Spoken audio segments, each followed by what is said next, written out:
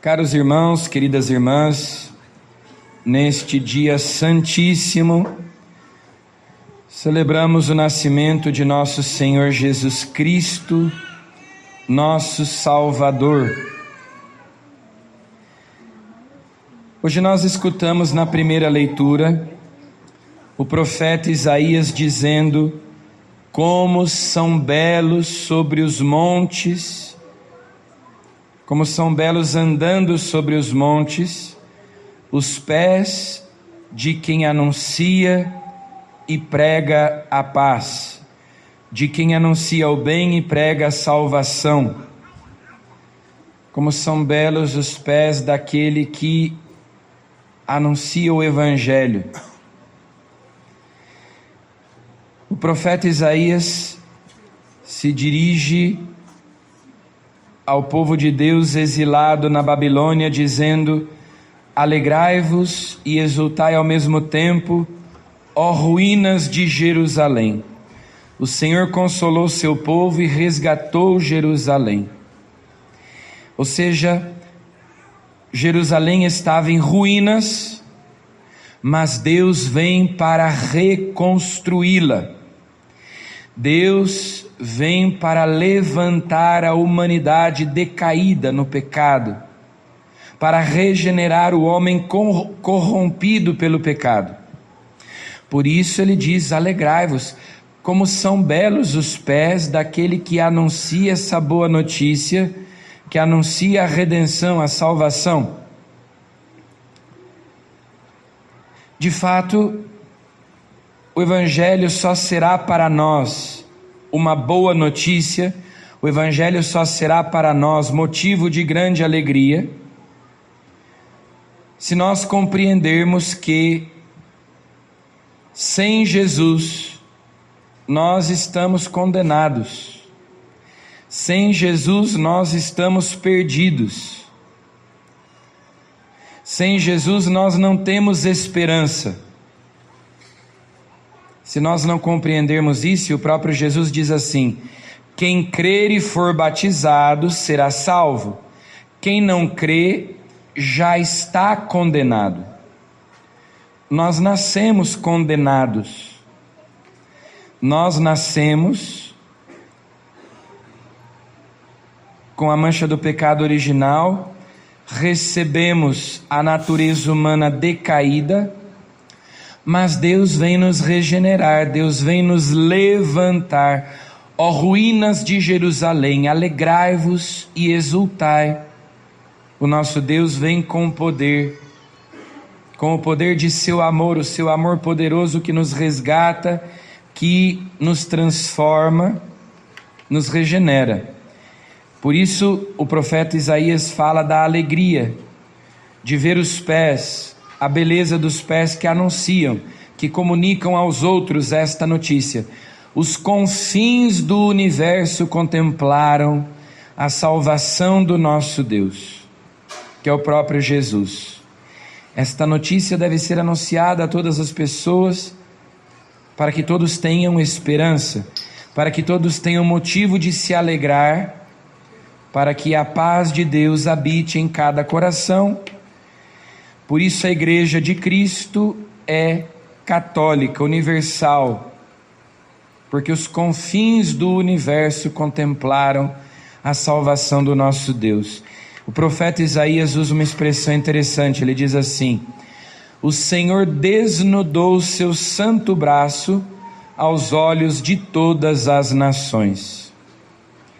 O que significa desnudar o braço? Em outras palavras, ele arregaçou as mangas, né? Em geral, as pessoas arregaçam as mangas se elas vão fazer algum trabalho. Se você vai, por exemplo, lavar a louça, né? Se você está fazendo alguma coisa e, né, você arregaça então as mangas, ou então quando as pessoas vão brigar, né? Tem aquela cena clássica que aparece nos filmes, que os dois vão brigar e começam a arregaçar as mangas da camisa assim para poderem lutar. Sabe-se lá por que se precisa arregaçar a manga para lutar, né? Mas enfim, essa cena aparece. O profeta Isaías diz: Deus desnudou o seu braço forte, seu braço santo, aos olhos de todas as nações. Mostrou, em outras palavras, o seu poder salvador. Mostrou a força de seu braço, como a Virgem Maria diz no Magnificat, no seu cântico. Demonstrou o poder, a força do seu braço, a força do seu amor que nos salva. E de que modo? Fazendo-se criança. Aquele que sustenta o universo inteiro. São Paulo diz assim: é por ele que subsiste o universo. Nele todas as coisas têm a sua consistência. Deus mantém todas as coisas existindo, sustenta no ser todas as coisas. Aquele que tudo governa, aquele que tudo sustenta, que mantém todas as coisas, que sustenta o universo, é agora sustentado pela Virgem Maria, é alimentado pela Virgem Maria. Ele se faz pobre, ele se faz pequeno, ele se faz frágil, vulnerável, semelhante a nós em tudo, exceto no pecado. Então, Jesus, que é Deus, impassível, eterno, entra no tempo, entra na história humana, se faz um de nós. Ele sente frio, ele sente calor, ele sente sede, fome, cansaço, tristeza, alegria, medo, ira. Deus é impassível. Mas uma vez que ele se fez homem, uma vez que ele se encarna, ele experimenta as mesmas paixões que nós, embora as nossas paixões estão desordenadas devido ao pecado, e nele não. Mas ele experimentou tudo isso, e a razão é uma só: por amor a nós, por nós homens e para nossa salvação, desceu dos céus. Santo Afonso Maria de Ligório compôs uma canção natalina muito cantada, sobretudo na Itália, até porque ele escreveu em italiano, ele era italiano e vivia na Itália, o Tu scendi dalle stelle, que diz assim: desceste das estrelas e vieste nascer, ó Rei do céu, vieste nascer nesta gruta fria, gelada. Ah, quanto te custou haver-me amado.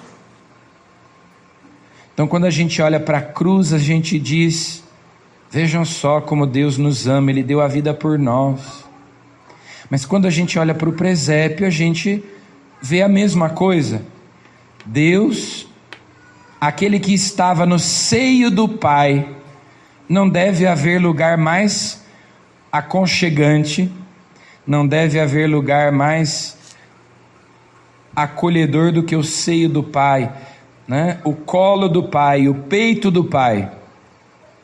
E agora ele está aí deitado numa manjedoura, na palha, no frio. E ele faz tudo isso para manifestar a força do seu braço, o poder do seu amor para conosco. E todas as nações, todos os povos, os confins do universo podem contemplar essa salvação que vem de Deus. Nós devemos anunciar essa boa notícia. Como eu disse, para que eu me alegre. Na missa da noite de ontem, os anjos diziam assim para os pastores: eu vos anuncio uma grande alegria, eu vos trago a boa nova de uma grande alegria, eu vos evangelizo uma grande alegria. Mas se eu não me reconheço condenado e necessitado de salvação, se eu não considero que estou perdido, então eu não me alegro por ter sido encontrado. Só quando eu entendo que estou perdido e condenado sem Jesus, Ele é a minha única esperança, Ele é a nossa paz, é a nossa alegria, que no final das contas é o sentido daquilo que São João quis dizer aqui no prólogo do seu evangelho, quando ele diz que Jesus é o verbo, é o logos, é a palavra. No princípio era a palavra, e a palavra estava junto com Deus, a palavra era Deus, tudo foi feito por Ele, nada foi feito sem Ele, e a palavra se fez carne, armou entre nós a sua tenda, é a expressão usada. A palavra que é Jesus, o verbo eterno, por quem Deus criou todas as coisas, se fez carne, armou entre nós a sua tenda e habitou entre nós, né? Et habitavit in nobis. Não só habitou entre nós, mas habitou em nós, assumindo a nossa humanidade. Dizer que Jesus é o Logos, que Jesus é a palavra, essa palavra Logos pode significar palavra, como está traduzido aí, mas pode significar razão, pode significar sentido. Esse menino nascido em Belém é o sentido, é a razão de tudo que há, de tudo que existe, e é também a razão da minha vida, a razão da minha alegria, o sentido da minha vida e assim por diante. E mesmo assim, São João diz: ele veio para o que era seu, mas os seus não o acolheram. Mas a todos os que o recebem, deu-lhes capacidade de se tornarem filhos de Deus, isto é, aos que acreditam em seu nome. Então, pela fé em Jesus Cristo, nós obtemos a graça da salvação. Crendo nele, nós nos tornamos filhos de Deus. De muitos modos Deus outrora no passado falou com a humanidade por meio dos profetas, diz a carta aos Hebreus na segunda leitura de hoje. Mas agora Deus mesmo veio falar conosco na pessoa do seu Filho, ou seja, Deus em pessoa veio falar conosco. Antes ele mandava os profetas, agora ele veio em pessoa nos comunicar a sua salvação, a sua palavra. E o que acontece é um intercâmbio de dons entre o céu e a terra. Ele assume o que é nosso e nos dá o que é dele. Ele assume a nossa natureza mortal para nos comunicar a imortalidade, a vida divina. Essa troca. Tomou do que é nosso, assumiu o que é nosso, nos deu o que é dele. Como naquela história do príncipe e do mendigo, né? Que o príncipe e o mendigo trocam de papel, e o mendigo coloca as vestes do rei, do príncipe, e o príncipe coloca as vestes do mendigo. Assumiu o que é nosso e nos deu o que é dele, a vida imortal. Sofreu na carne a morte para nos doar a vida. E a oração coleta da missa de hoje, desta missa do dia, ela toma uma oração que os padres fazem em toda a missa. Toda a missa, no momento de preparar o cálice, o padre usa aquelas mesmas palavras que aparecem na oração do dia de hoje, rezada ali no início da missa, no final dos ritos iniciais.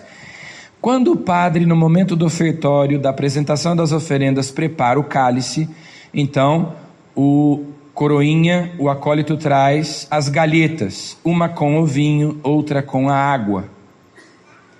E na galheta sempre há uma quantidade não muito grande de vinho, uma quantidade de vinho que o padre possa tomar de uma só vez, num gole só, né?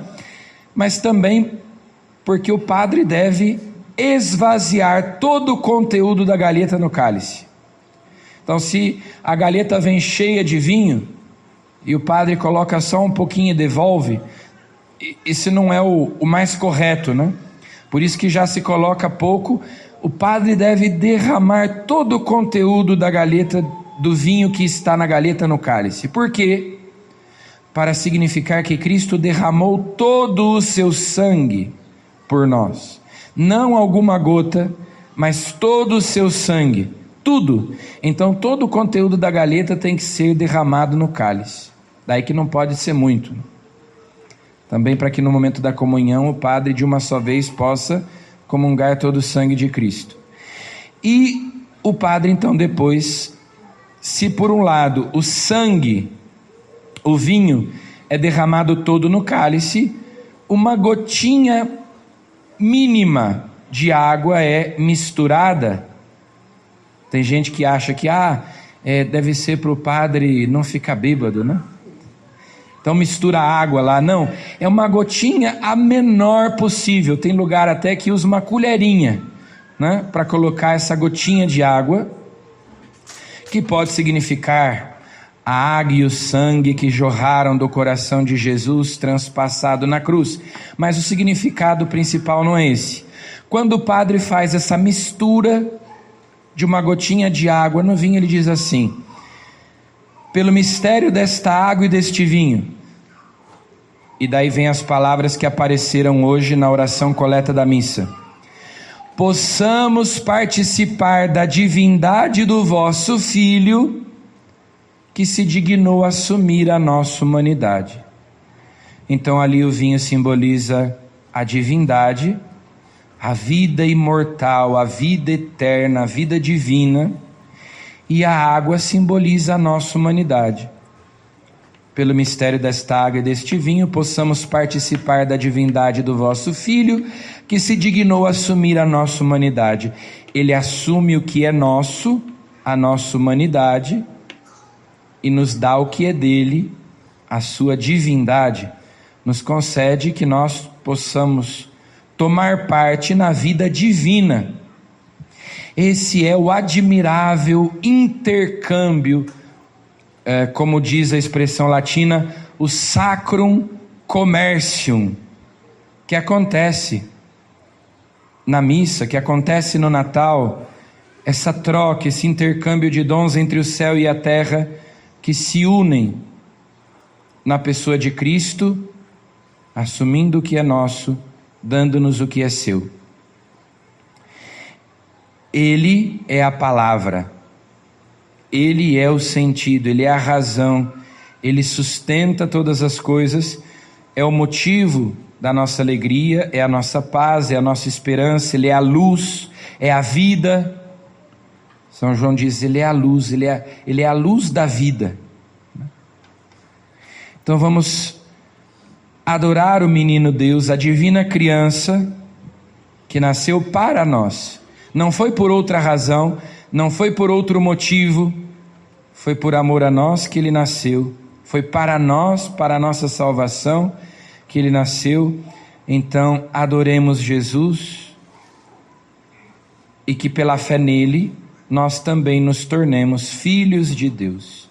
Louvado seja nosso Senhor Jesus Cristo.